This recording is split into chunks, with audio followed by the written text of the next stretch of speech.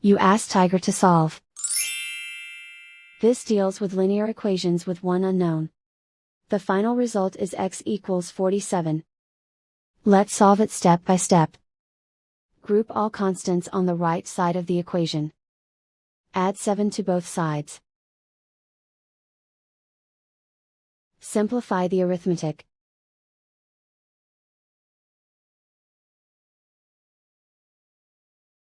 Isolate the x. Divide both sides by 2. Simplify the fraction. Find the greatest common factor of the numerator and denominator. Factor out and cancel the greatest common factor.